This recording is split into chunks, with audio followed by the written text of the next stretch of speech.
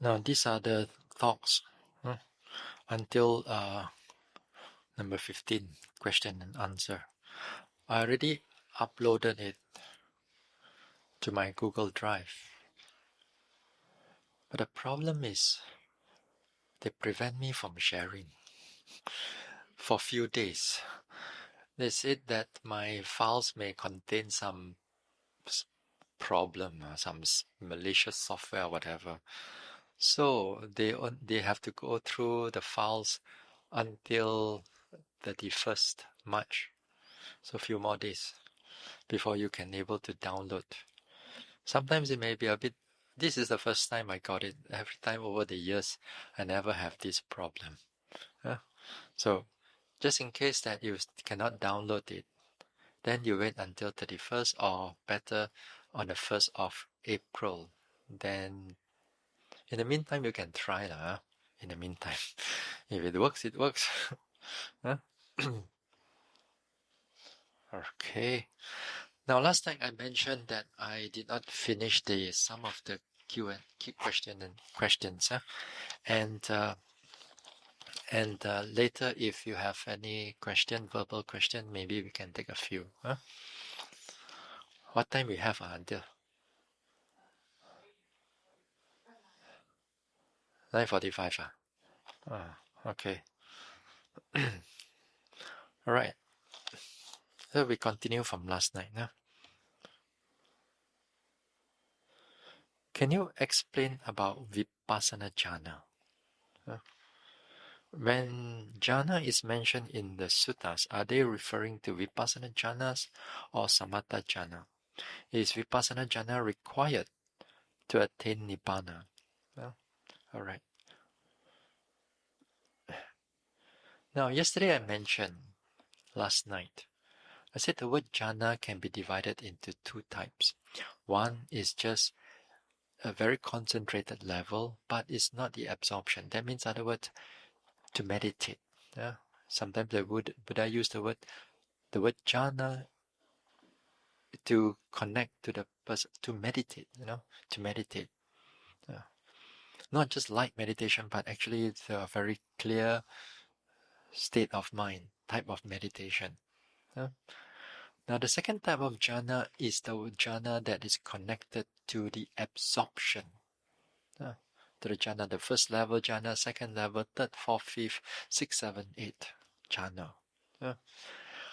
Now, usually, if we do not know the translation or do not know the Pali, usually most people would take it as the second type of jhana. But many times when we read the suttas, we have to read in context. What does it mean? Especially from the Pali itself. Sometimes you translate to Mandarin or translate to English, the meaning can become, it can be translated both ways. So a lot of times people thought that the jhana thing must always be the second type of jhana, but not necessary. Now, here the question is again Vipassana jhana. This term is, it's not often used. It's used actually by Sada U Pandita.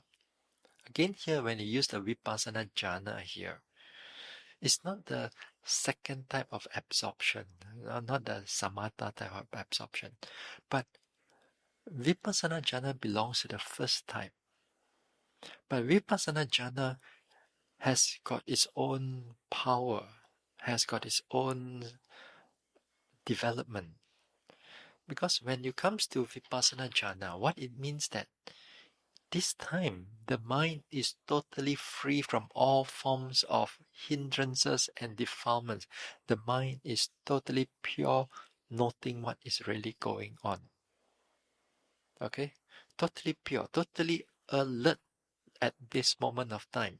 In other words, the object of the meditation, rising, falling, sitting, touching, lifting, pushing, dropping, everything becomes absolutely very clear.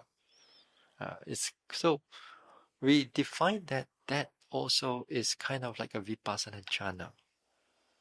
Hmm? Yesterday we talked about it. We talked about it, some insight knowledge. First level insight, second until there are 16 insight knowledge in that sense.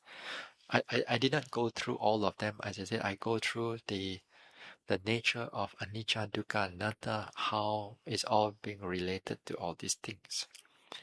Now, when it comes to vipassana jhana and the 16 insight knowledge, they are all very interrelated in the sense that when you are meditating, especially for example, you go to the third insight knowledge.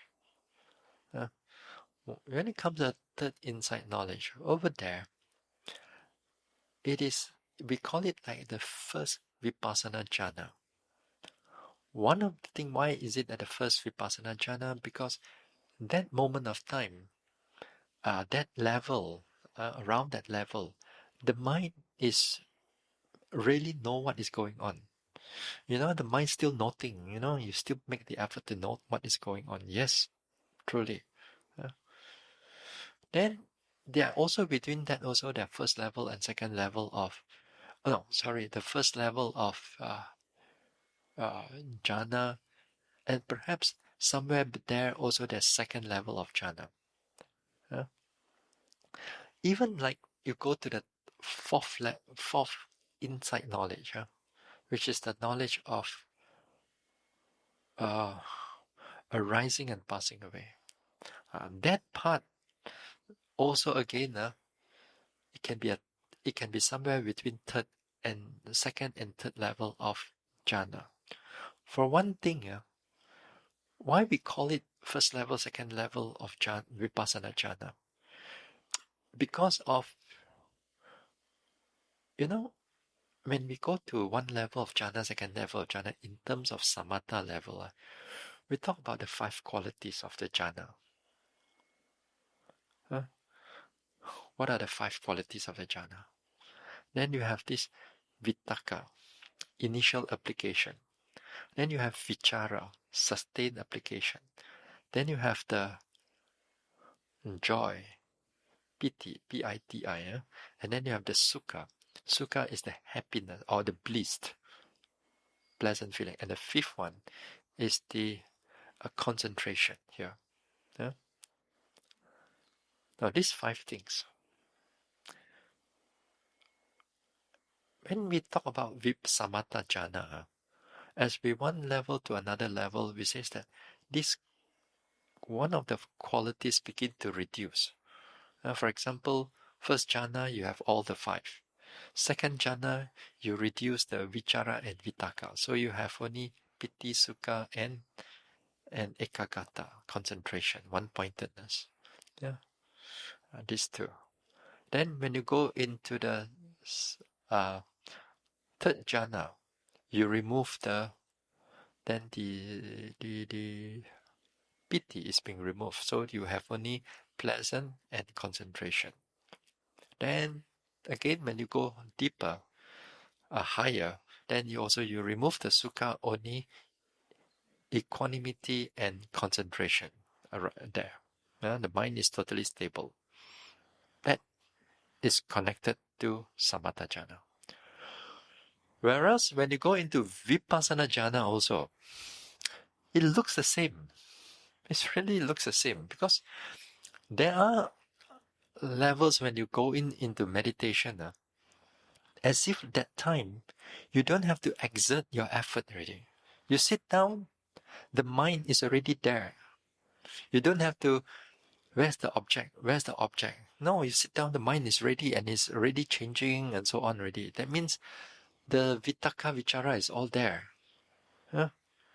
Then, as you go into the deeper level, into that deep meditation, even that vitakka vichara becomes at the background.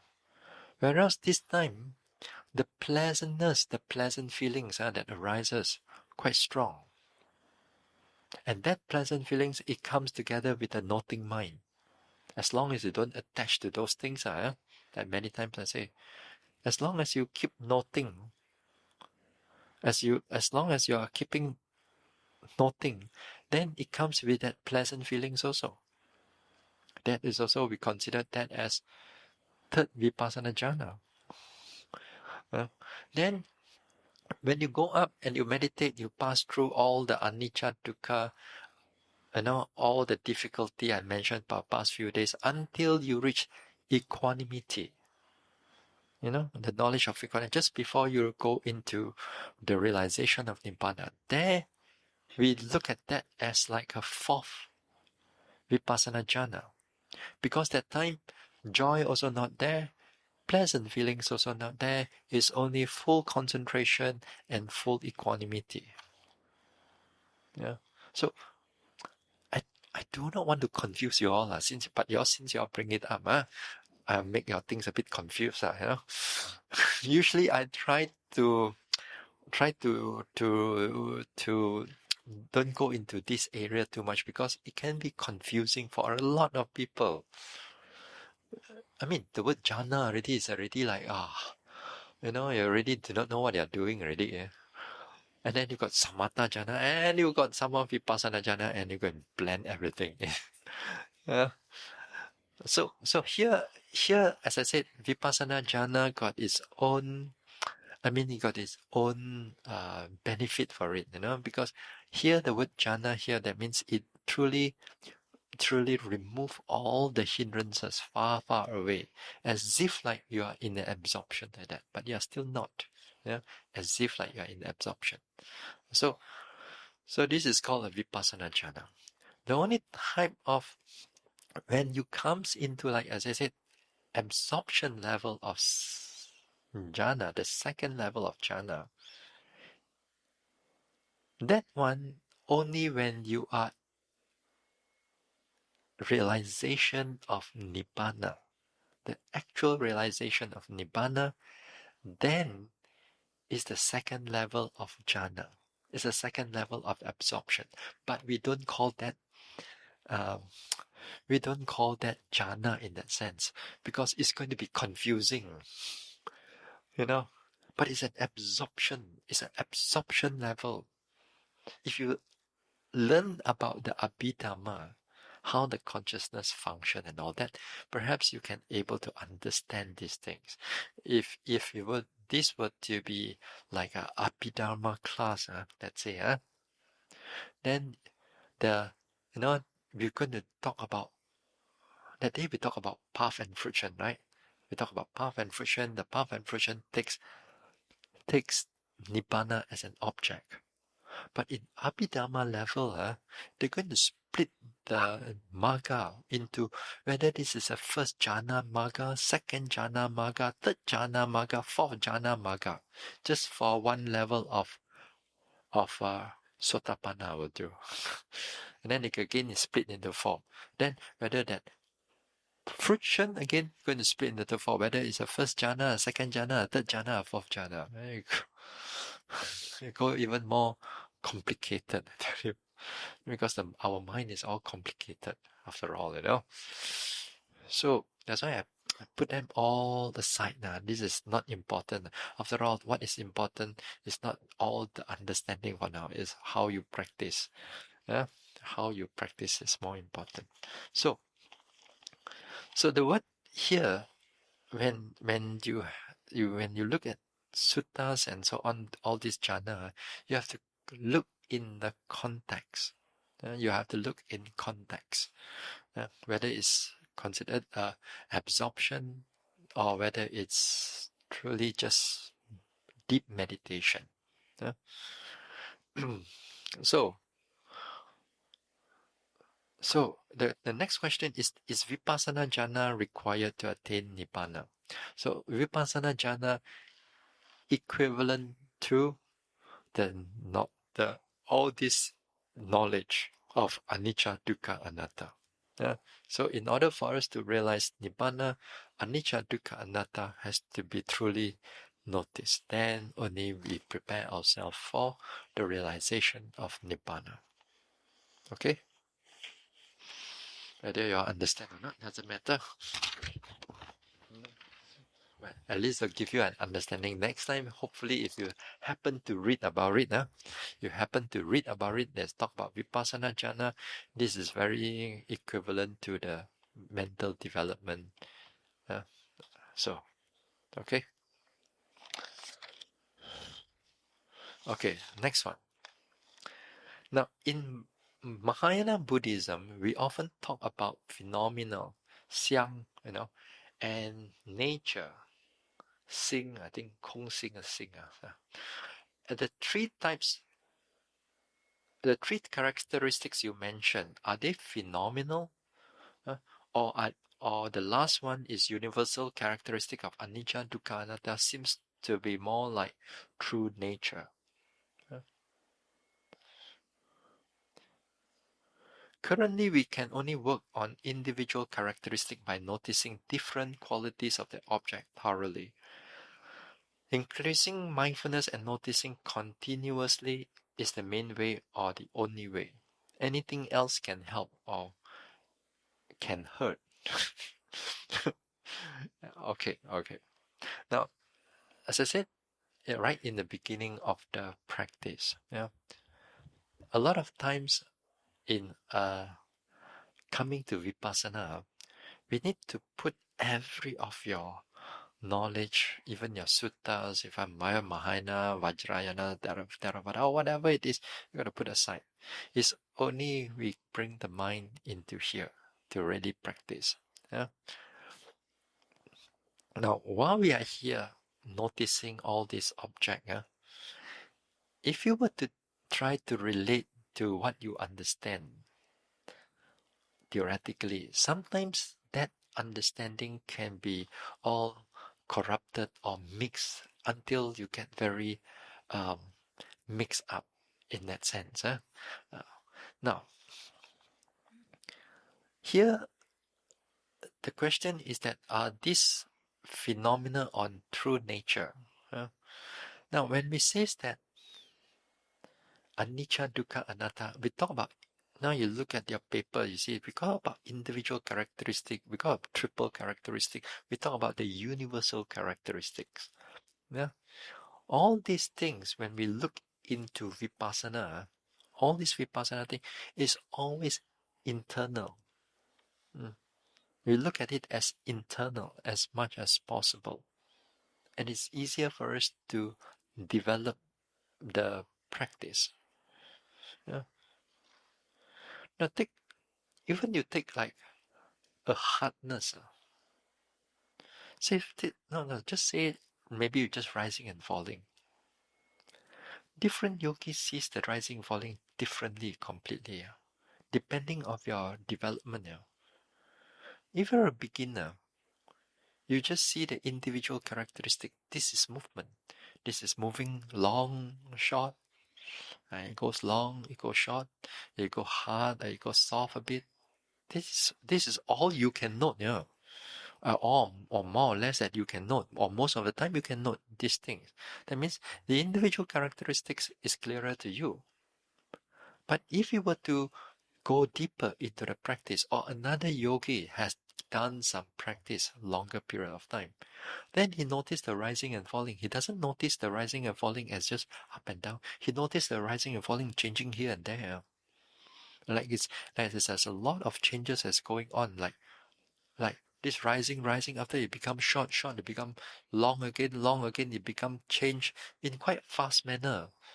Uh, so now they are watching into the the the the triple characteristics a little bit more. Sometimes they notice how exactly it begins. Sometimes you notice how it stops. Sometimes how it begins, then the middle is clear, the end is not so clear. As I said, the triple characteristic does not come all at one go. So, but another yogi who is more advanced level, when you notice the rising and falling, he or she noticed that the arising and falling, there's no form or shape. It's just only arising and passing away. Everything is just arising and passing away like in a very fast manner. same object, the noticing is all different. Yeah. So it's all depending on the level of the yogi. So all these things is, in a way, is all internal. It's very much internal. Uh, uh, so especially like, especially like sometimes Mahayana, you have the Heart Sutra, when you talk about emptiness, sunyata, Now, a lot of times we interpret that thing as something empty, Like you meditate, empty. How many times during the talk, how many times during in the retreat, I say that is not the way.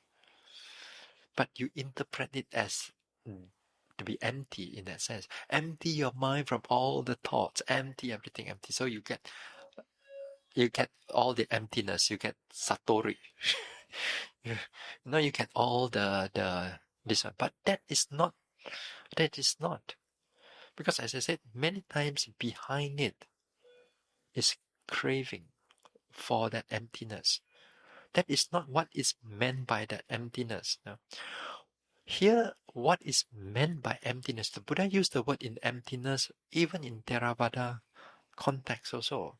But the emptiness here is emptiness of an I, emptiness of a God, emptiness of a self, emptiness of all these created things. It's only mind and bodily process. That means the emptiness still got mind and bodily process, but no I there. There's no controller there. There's no God there. There's no soul there.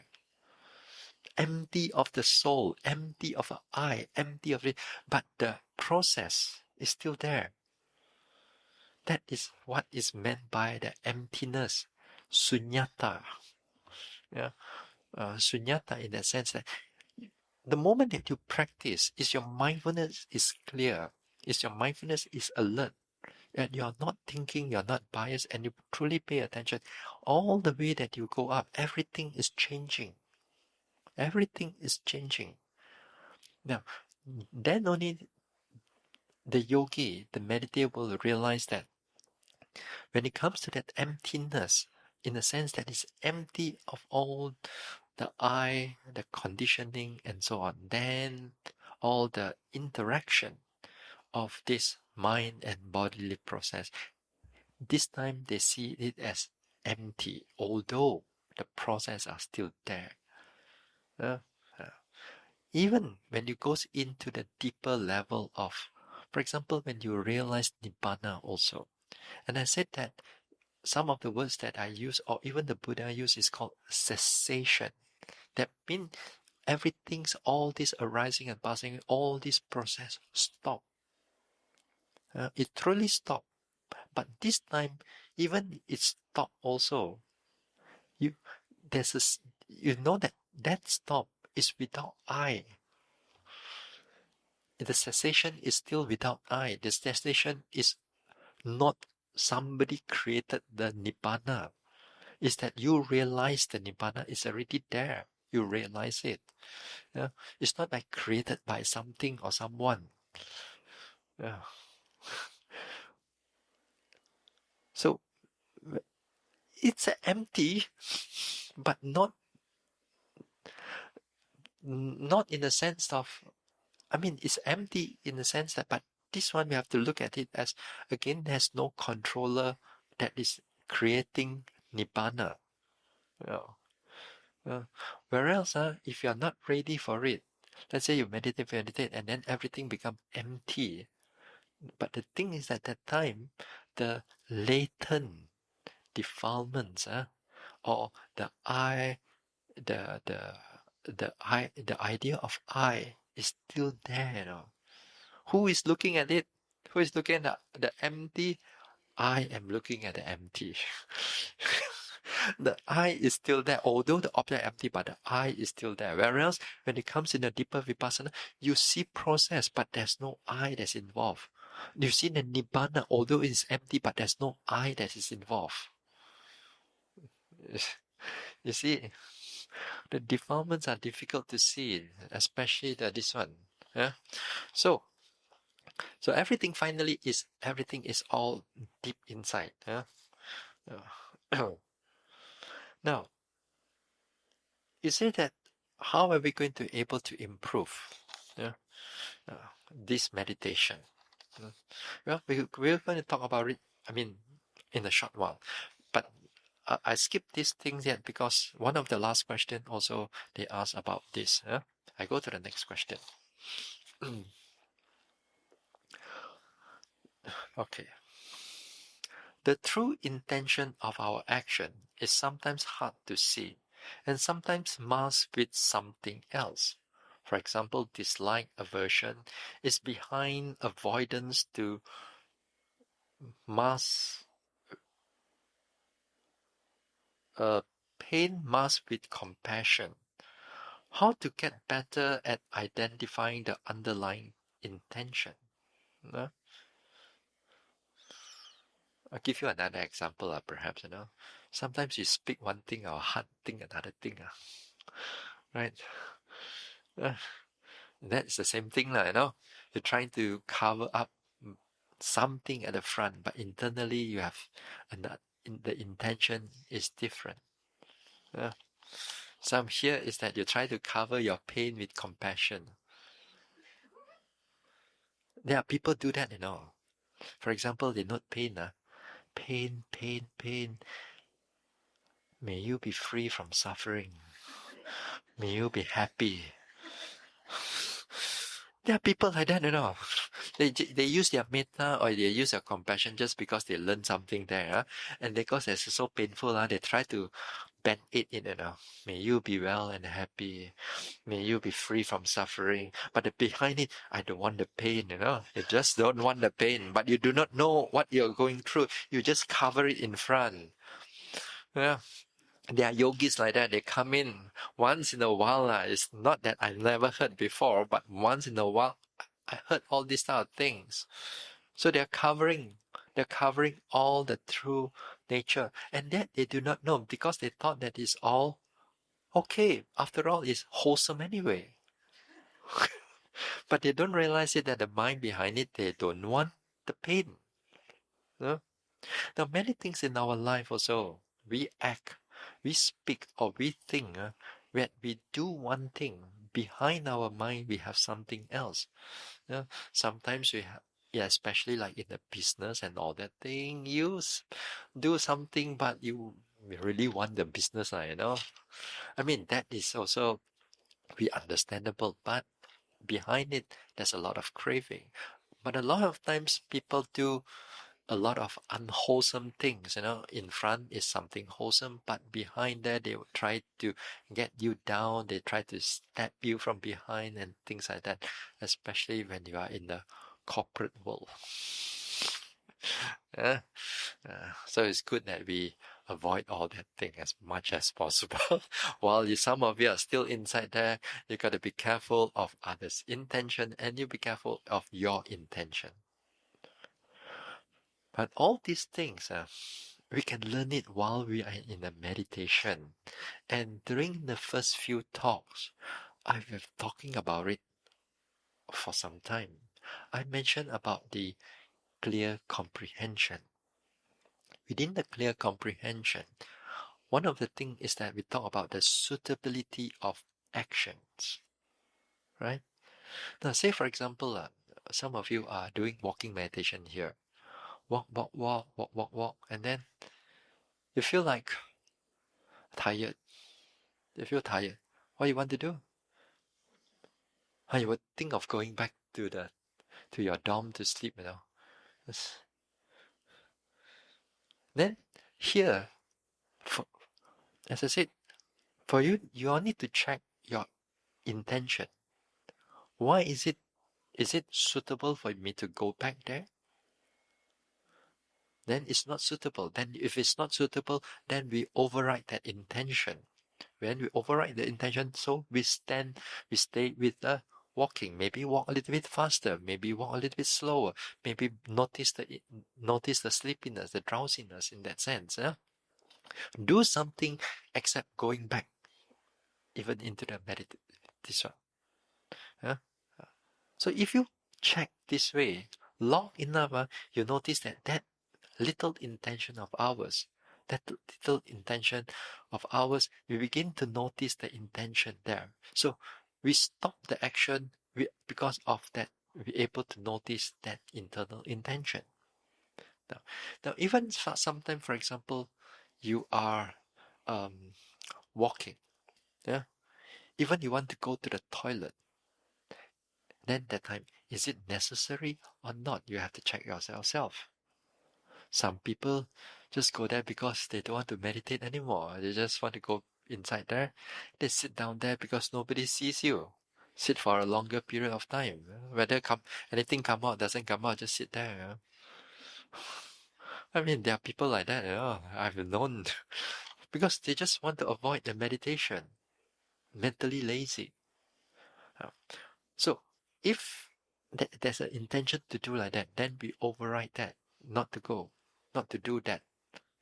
But then there are at times you notice that the bladder is really full. Then that time it is necessary for us to go. Then by all means go mindfully. Then we check our intention, whether that intention of ours is wholesome or is it like connected with laziness or whatever. Whether that intention, that actions are necessary for you to do or not. Yeah. Even sometimes you're sitting down. You're sitting down. The time for you to sit is 1 hour. But then you want to get up already. Then you ask yourself, why do I need to get up? For what I need to get up? Cannot withstand the pain? Or I'm just lazy. I just don't want to meditate. Now, if you happen to know that mind, you have to override those state of mind. Then you begin to sit there and carry on your job. So many number of times, for example, sometimes we want to speak to something, perhaps to Daisy or to somebody, to some yogis. Then that time you got to check, is it necessary for me to talk? Is it really necessary for me to talk? If it's not necessary, then override it, keep quiet, and carry on the meditation. But sometimes it is necessary for me to talk. It's necessary for me, then by all means go ahead, but do it mindfully, convey your message, then carry on your meditation. This one is not big one, This is not like totally silent and cannot open the mouth at all, When I pick one, the Mahayana, they have one, they put you inside a room, lock you inside there. You cannot come out at all. The toilet, everything there. We send you the food, everything, for how long? 3 weeks, 2 weeks, what? Then you don't come out. No talking to everybody, and even you need something, they only write down on a piece of paper. Yeah. So we are not that. We are not that. We are not in that sense, but we are more noble silence in the sense that you're aware of your intentions. Now, if you do these things often enough in a retreat after retreat, over time, you begin to notice your own laziness. You begin to notice your own desire to do something. You begin to notice your own intention, whether it's necessary or not necessary to do. Then, in the retreat, you exercise that. That means when you're able to notice that, you don't do all the unnecessary things. Then your job is just to walk, sit, walk, sit, walk, sit, walk, sit. Yeah. Time comes, walk. Time sit, sit. Time come, walk. Time eat, eat. Time sleep, sleep. Then you go like that. Then you see that when the discipline is there, the discipline builds up. Then you see the progress comes in. If you don't build up this small discipline in yourself, next time you come to a retreat, you like to go out there to take a breather, and then you just go walk around, you don't want to meditate. Then over time, where's the progress? Then after that, 1 week later, you say, oh, still no progress. 2 weeks later, still no progress. Why? Because you're not doing the meditation. Although you are in the meditation center, but you are not really doing the meditation. Or your mind desire to do a lot of other things which is not necessary except the meditation. Now, with that understanding, as you notice this one, what happened is that when you go back that time, you begin to notice that our action also something like that. A lot of action of ours. Then next time when you talk to somebody, you begin to notice, hey, I have this defilement in me. If it's not something wholesome in me, then you begin to notice your own state of mind.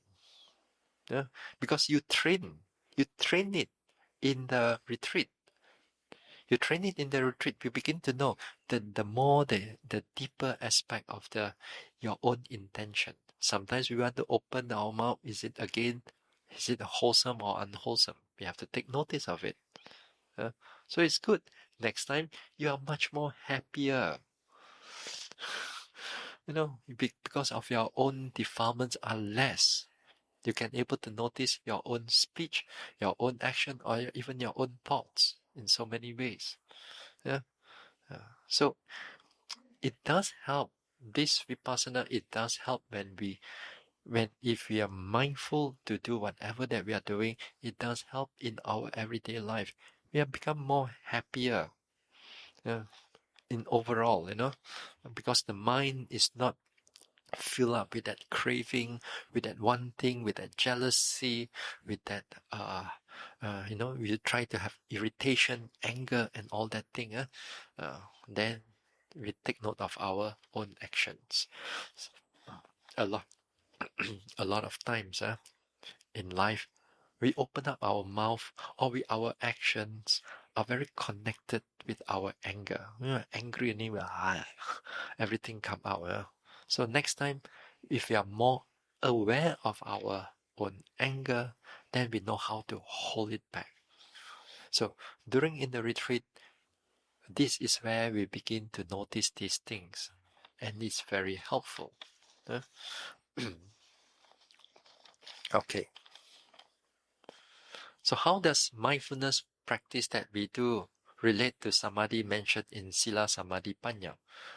How are they different? How are they alike? How does mindfulness that we practice relate to samadhi mentioned in Sila Samadhi Panya? The very thing that you do over here, this is the Noble Eightfold Path that you're making the effort to develop it. Wherever you are out there, the moment you out of this gate, no, by now, you already drop your concentration already. You already drop your concentration, you already drop your mindfulness already. When you go back, all your meditation, all your clarity of mind will start dropping already. Or the moment you out of the gate now, out of the gate enough already. By the time you drive out of the gate, all gone. Mindfulness is impermanent. Mindfulness is impermanent. Concentration is impermanent. All these things are all impermanent. You don't exercise it, it doesn't come. Yeah, that's why you say we need to do it again and again, then it comes. But what you can go back is that the thing is that the understanding that you have through the meditation, then those understanding is very helpful. Now here you know how to walk, how to sit, how to exercise, how to sit, how to eat mindfully, how to do everything mindfully. If you train it for the past 2 weeks and if you do it, you make the effort to do it, then it'll be so beneficial to you. And that understanding you can take back. Yeah? Then next time you deal with people, you deal with yourself, you notice your intention, you notice your actions, so much more clearer. Yeah? But the thing is that the next retreat, let's say you would come back for a next retreat. That time, the moment you come back, you know how to walk already. You know how to sit. You know how to eat mindfully. You know how to pay attention. You know what is necessary for you to do and what is not necessary for you to do. Then that time, your discipline, everything all come back already there. And that means the mindfulness thing will grow very much faster compared to right now. Some of you right now, 1 week later, only something come up. But next time, when the mindfulness so much more stronger, the mind becomes so much more clearer of what is going on with your practice. So much faster. Yeah? Yeah. So every moment that you notice, that you are exercising that noble eightfold path. You know why you use the word path, There's no route one, There's no path, Finally, that path, this path, path and friction, that path is the finally accumulation, of all your noble eightfold path. The path and friction. You know why is it called path again? What is your noble eightfold path? Finally, they all merge together to come in to the realization of Nibbana. Because the first noble truth, because the fourth noble truth is the noble eightfold path. Why is it the fourth noble truth? To do what? So that you can see the third noble truth, which is the realization of Nibbana. So everything will merge and come together. So every moment that you mindful, every note you note, then the noble eightfold path will grow and grow and grow and grow and grow. But of course, this is where it comes to the whole development. But the foundation, all the foundation, you make sure that you keep your sila, you do wholesome deeds, you do a lot of charity work, you prevent yourself from killing, stealing, sexual misconduct, take care of your precepts, then occasionally you come back to retreat, to meditate, then things will grow. So everything, all the noble eightfold path is exactly what you are doing right now over here.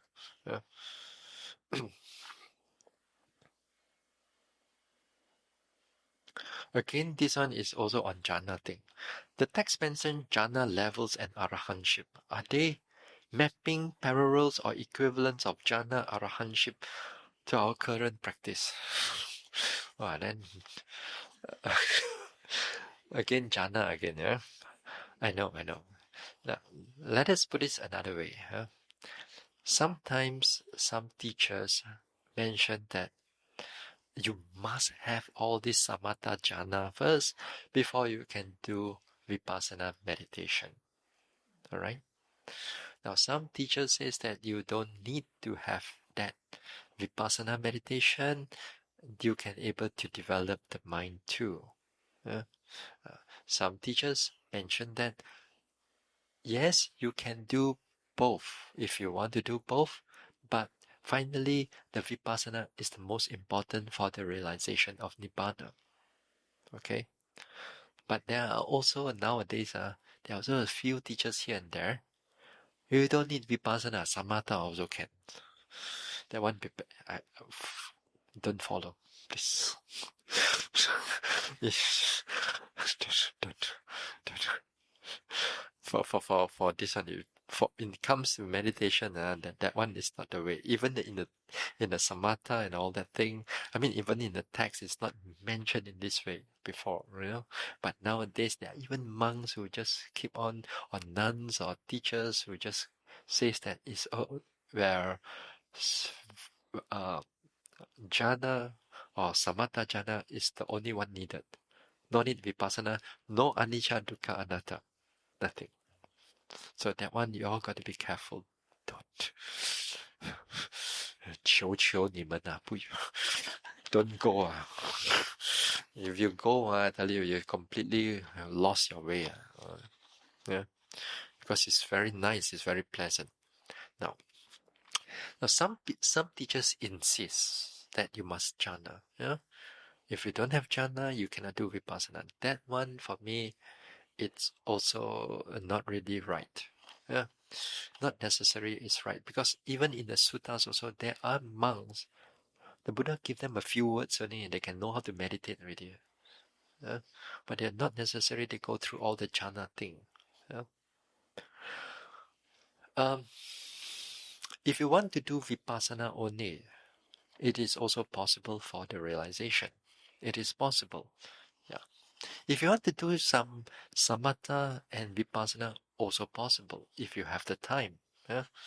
Uh, now, for my understanding is that because initially I also practice vipassana only, you know.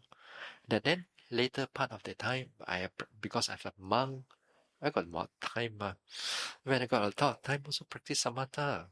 So when you have both together, then at least you know what is going on, what the book says, whether it's how true or what not true, That time you just don't have to rely too much on the book, but you know what is truly going on.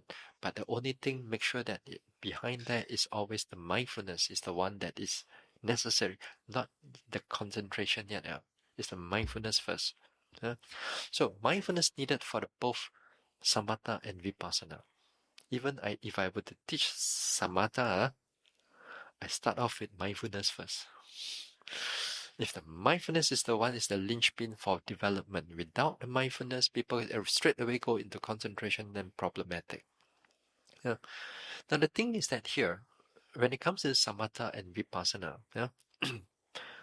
um, if you were to do some samatha meditation, whether you have jhana or no jhana doesn't matter.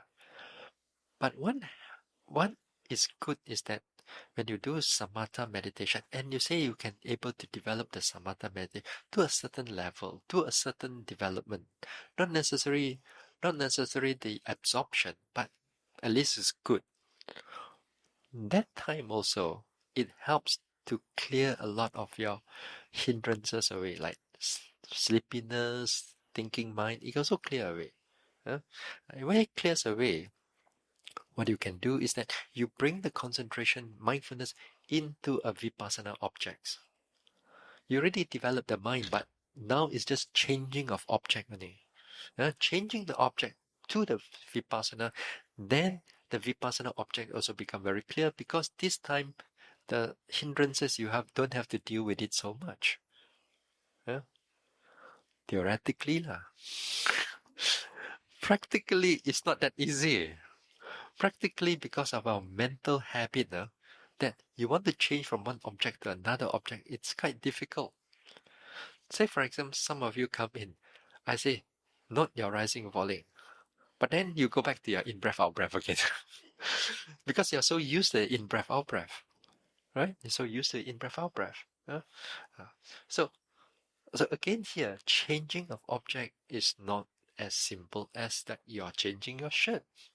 It takes a lot of practice. It takes a lot of flexibility of the mind to able to switch from one meditation to another meditation. A lot of flexibility. So it's not as easy as it is, but it can be done. It takes time only. It takes time. And it can be done. So is it needed? Is it a must for samatha jhana? To me, it is not a must, but if you have it, it's better. It's good. It's not to say better, It's something like that. If you have samatha jhana, it's like, let's say you want to go to a destination. The destination is far away. Then, if you have samatha jhana, it's like you're going on the asphalt road, all very smooth and very nice. Whereas vipassana, you go on the gravel road now. Then but you still can reach there, It's just that it's very harder. Why? Because you go through a gravel road, you have all the hindrances still there. You see your sleepiness, you see your thinking mind. You have to deal with all these things.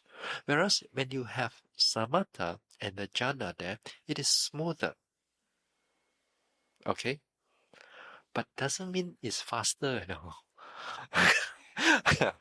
Smoother, but doesn't mean it's faster. All right, because somebody on the nice road now, but the car is goes so slow. That one is like out. It can go very fast, even in whatever bumpy ride it can go. It's still able to reach faster. You know? So it all depends.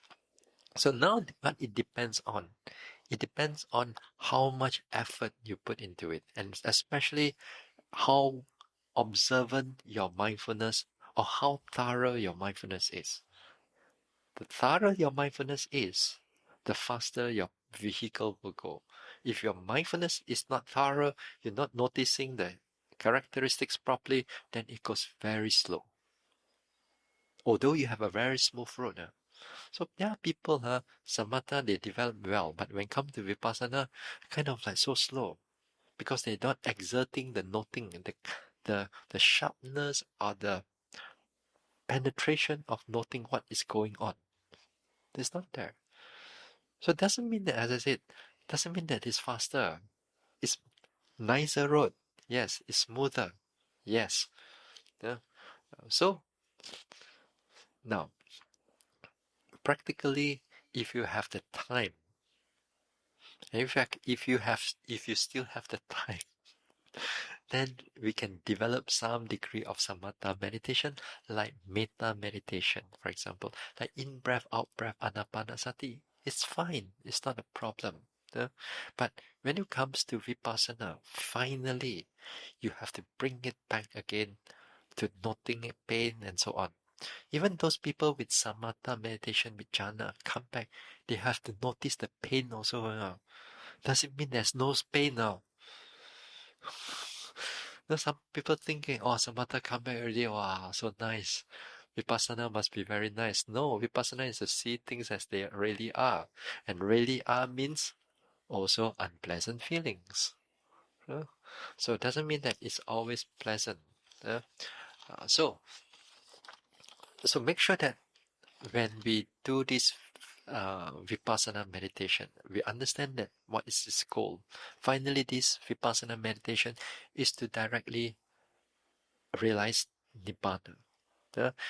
It's supported by samatha meditation, very good. Along the way also is supported by your sila. That means you have to take care of your precepts and all that thing. Also, it's depending on the dana that you do, all the generosity, kindness, service that you do, because all these things, it helps you. It also depends on what maybe you understand or by through reading or listening to the Dhamma talks, the right ones, then it help you. Yeah? A lot of things, you see, for us to able to come to this retreat, for you to able to walk the Noble Eightfold Path or to able to note and practice and so on, first of all, you need a good health, to come over here. Let's say while this retreat is on, but you're sick, you cannot make it at last minute. Then you're going to miss the chance already. That means something unwholesome you did, in the past, and then the karma all ripened. Or you're sick for some time. You know that the vipassana is good, but you're sick for some time. That means the karma is ripening. The unwholesome karma is ripening right now, and it prevents from you to go meditate further, although you know that it is important. So in other words, the dana, the sila that you have done, the wholesomeness that you have done, and it supports you. It gives rise to the wholesome effect just for you to have that condition to be here. Yeah. And also many other things. All these things unseen, we cannot think about those things. It gives you the good condition for you to able to meditate here. It gives you the good condition for you to able to meditate. Then with that condition, we are wise enough to use the time to develop it further. So we still need to do a lot of wholesome deeds. Yeah, we take care of our sila, samadhi, panya, and study, charity, and so on. Huh? So that is also important. Now, next one. Um,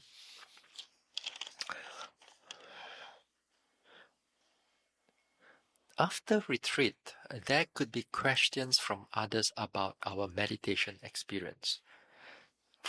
There are questions from others. That means other people questioning you about your meditation experience. What is the advice to share our experience skillfully? Well, oversharing our experiences will be a hindrance to others and also to ourselves. What we perceive now may not be complete or correct, so we may share the wrong things. Correct? Please advise. All right. Okay. Now, when you go back, for example, here you go through all your interviews, you go through all your experiences of your meditation. A lot of people do not go through all that thing, and a lot of people they do not know what they are doing, and sometimes you do not know what you are doing also, but you're still doing it, So sometimes yogis, when they go back, they like to compare what they meditate and what the other meditate. How come I got so much pain, you don't have pain? They start comparing pain. Or some people wrongly compare. For example, sometimes there are people who are, they come sitting together drinking coffee. Let's say a group of yogis, they will start talking. Oh, my meditation. I got all these lights. I got this calmness. I was sitting there so blissfully. They share these type of things. Then the people around it sitting there, they also mong cha cha one, they're still gong gong, they do not know what it is. Then they tell, wow, your meditation so good, wow, wonderful, wow, excellent. Then also you also want to follow like that. Then what? Because of your own ignorance, because of the ignorance of the person who share, then both are blind. The blind leading the blind. And then we thought that it's good. So these type of things people like to share, they like to share these type of things, or sometimes people are so egoistic about their sharing. Is that, hey, you must see this way, this way, this way. How come you don't see it? That means you're not so good as me. Yeah. So as I said earlier on, when we develop, yogis sees things differently. So how are we going to share, therefore? Now, if we want to share, we share it in a general basis. It's more on a conceptual basis rather than the actual experience itself. All the tiny little experience, the stomach go like that, lifting, pushing, noticing this hardness, softness. People are not interested in that. You go back and then you tell somebody who is not meditating, oh, I notice all the pain changing here. 笑 what happened is, wait, go. People think that you're crazy now. How are you going to sit there with the pain? No, people actually think that you are something wrong. No, really, if you out there you say that you're really calm, people think that you are okay. That's the world, how the world think. Yeah. So what you can share, to others is that you share generally about mindfulness. You share generally about how the mind can bring into clarity, into concentration. You can notice the walking much more clearer than before. You don't have to share all the very tiny little things there. Hard for people to understand. Even really hard for you to understand. Sometimes why we need to go through all this noting and walking and sitting and so on. It's hard for us to understand. We understand. So share it in the sense that we know it, this one. Or maybe sometimes we give people the encouragement. we meditate. Yes, it's difficult, but we pull through it. You give people the encouragement that it can be done.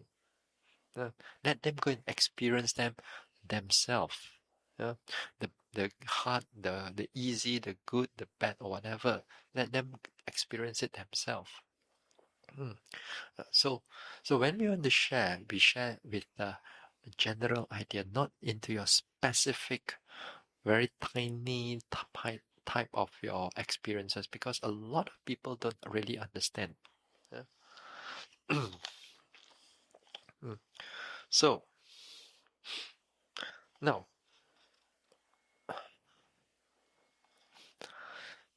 so we come to the no. Before we decide, is there any one or two questions you want to ask?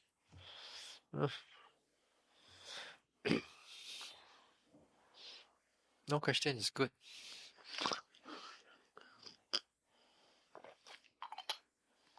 Yeah.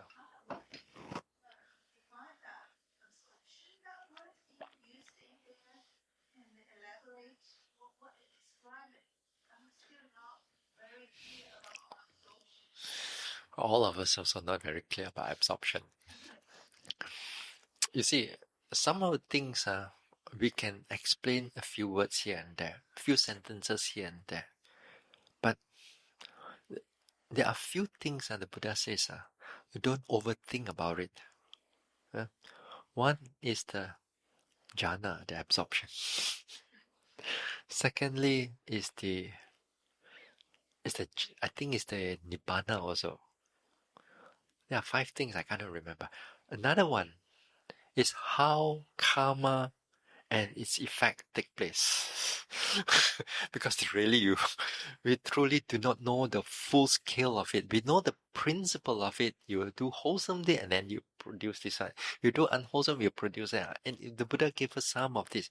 But exactly how produce, like when it will produce, how it this one, it's very, very complicated. Okay, this is one thing.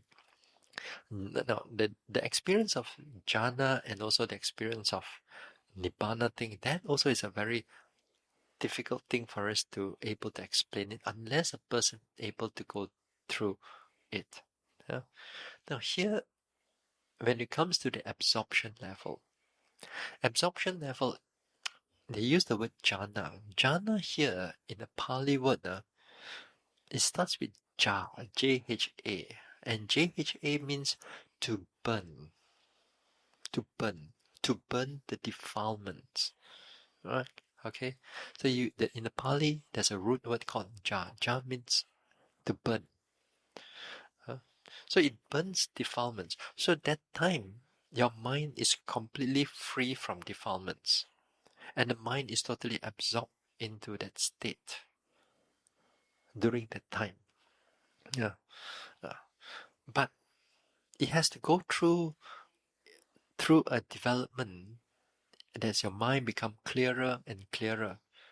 A lot of times, people's mind, when they meditate into this samatha meditation, they just meditate until the mind become blank and very peaceful. They wrongly interpret that this is jhana. Yeah? Whereas jhana is not like that. You go all the way, your mind is clear. Your meditation object is still there, except that this time all the thinking and all the sleepiness, everything is gone. But you still follow the object itself.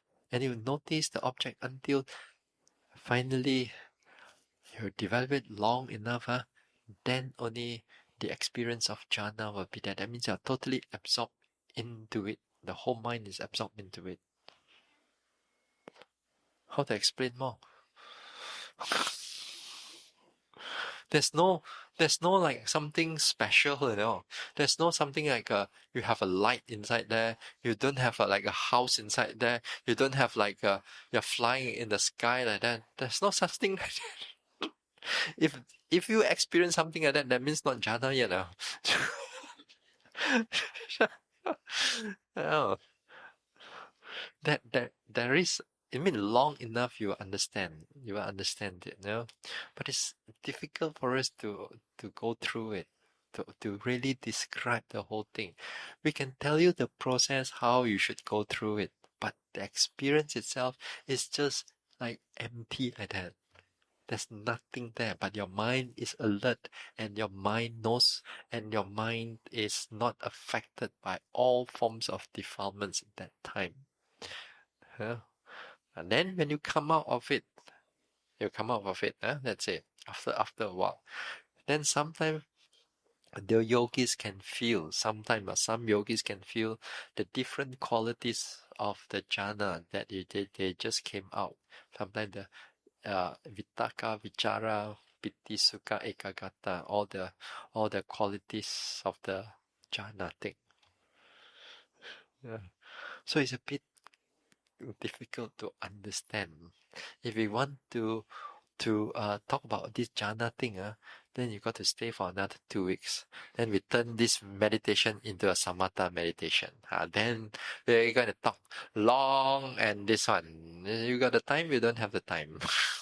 You don't have time because I have all the information. I know what to practice. It's just that we don't have all the time. We don't have all the time. Right? This practice, vipassana practice, samatha practice, it takes a lot of effort. Samatha doesn't mean it's easier. Technically, it's easier, yes, but you have to make the effort also. Yeah? Something like that. Some people, I mean, they like to conceptualize the jhana thing or the nibbana thing. They read and read and read. I think it's quite confusing. It's quite confusing.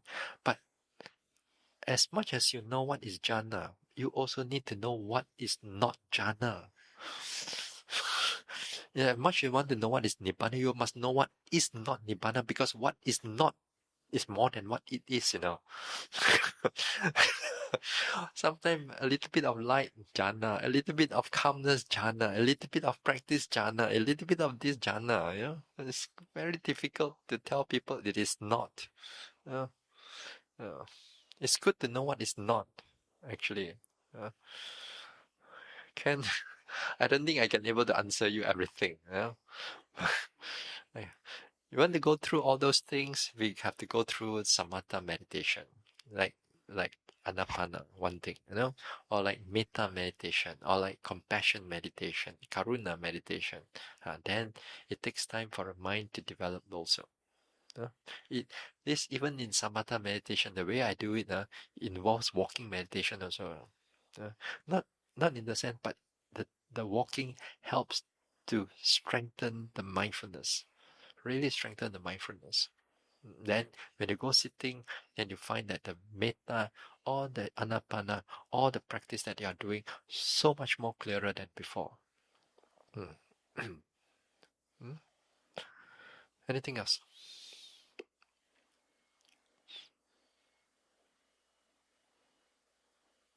So, what time? What's the time? 9:45.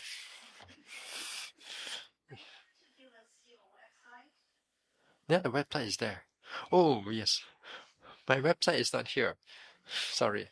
The website is www.gavesi.blogspot.com. I forgot to write down here. Blog, or you Google my name there. Yeah, usually the first one you go to Blogspot, and you'll find that there are past talks. So many past retreats. I just upload it into this. So anybody can. You got the you click the link of each of retreats that I've gone through. Then all these links, they have all the link that connected to all the talks. Then you can download the talks that from there. Yeah. Here only 2 weeks. Sometimes I do a lot of sometimes 1 month retreat, 2 months retreat, or 3 months retreat. Then there's a lot of talks inside there. Mm. You you listen until you do not know what you're should. Yeah, it's a lot of things. Uh, uh, yeah.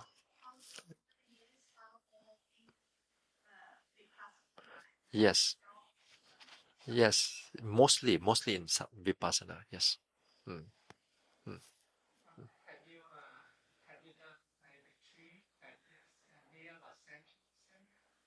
No, no.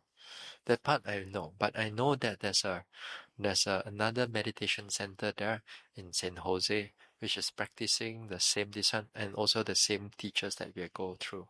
There's another one in San Jose in that site. But other than that, I know I don't. I got so many other retreats. The moment I finish, I fly back. Another retreat is waiting already. That one maybe about 60, 70 yogis. Here 20 yogis only. 20 something yogis. Almost 30. Right. No, this is not the, I forgot, this is not my website. This is the link. This is the link. This is a link. But my website is www.gavesi, my name, Gavesi. If you type my name in the Google, usually the first one will come out. And you click that one, it shows you all the schedule for the year. Yeah. And some of things is not up yet because the organizers, some of them are not ready to publish it. So I also don't put it there yet. Yeah. Some of them are ready, then I leave it. I already come up with it already. You can see the past years. Yeah, some of the past years are scheduled also. Yeah. But in US, I mean it's far away. Just to fly, sure. Yeah. Yeah. So do it once a year, somewhere lah, somewhere around here, and then okay. Yeah. Mm. Anything else? So, all right. So, if nothing else, though, we end this retreat, and I wish you all the best. I wish you all the success in your undertakings, in your future, in your practice, and hopefully all of you able to realize Nibbana.